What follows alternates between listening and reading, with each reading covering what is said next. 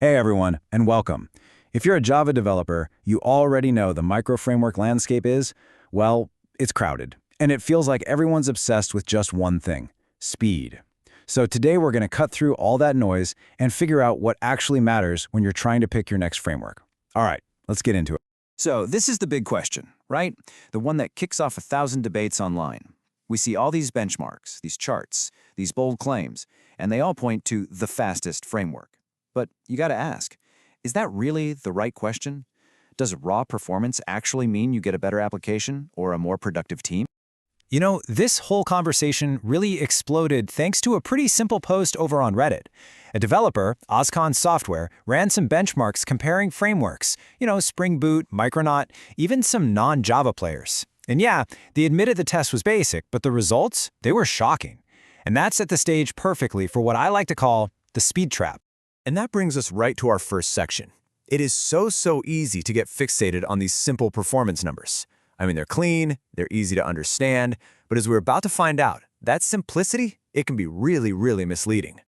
So what started as just a straightforward question about some numbers, it blew up. It turned into this much deeper, much more important conversation. The community didn't just look at the numbers and pick a winner. Nope. They started questioning the entire premise. And that's where things get really interesting. The reaction from the community was immediate. And you know what? It wasn't about which framework won the race.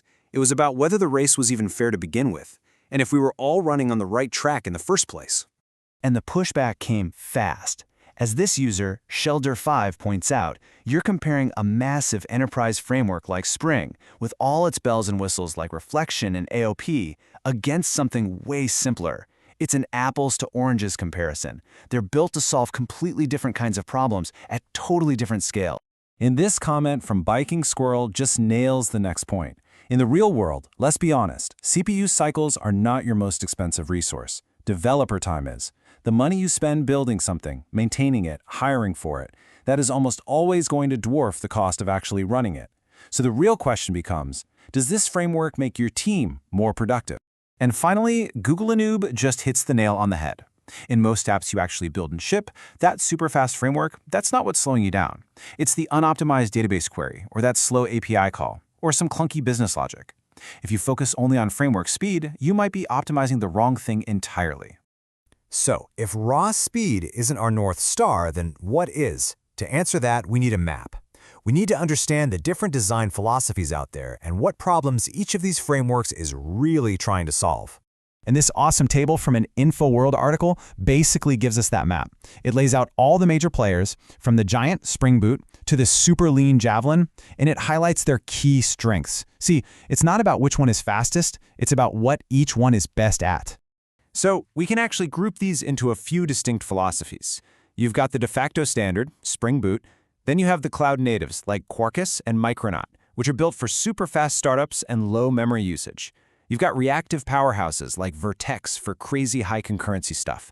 And then you have the minimalists and the stable, batteries-included frameworks. Each one is a totally different set of priorities. And here's another really crucial layer to all this. The Java platform itself is not standing still.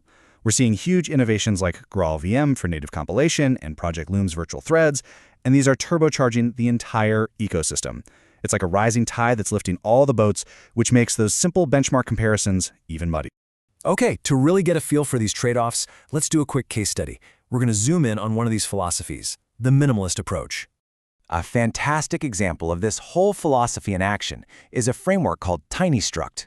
Its whole idea is minimalism done right. And the goal is simple: get out of the developer's way.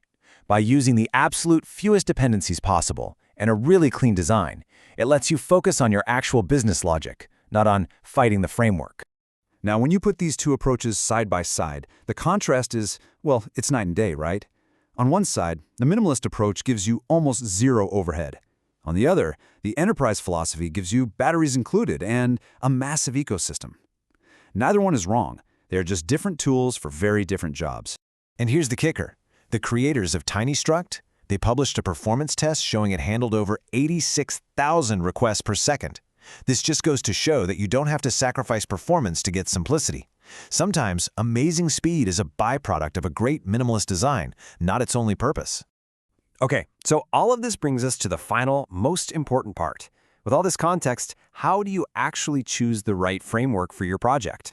I think the best way to think about it is like a toolbox. A sledgehammer is an incredibly powerful tool, but you're not going to use it to hang a picture frame. The goal isn't to find the most powerful tool in the box. It's about finding the right tool for the specific job you have in front of you. So how do we actually do this? Well, first, define your real priorities. Is it lightning-fast startup time for serverless, or is it developer productivity for a big, complex app?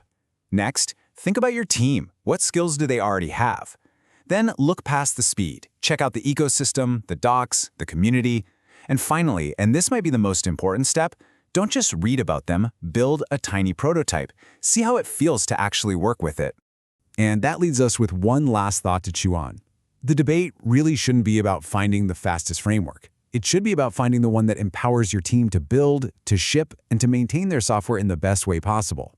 The best tool isn't the one with the biggest number on a chart. It's the one that fits perfectly in the hands of the builders.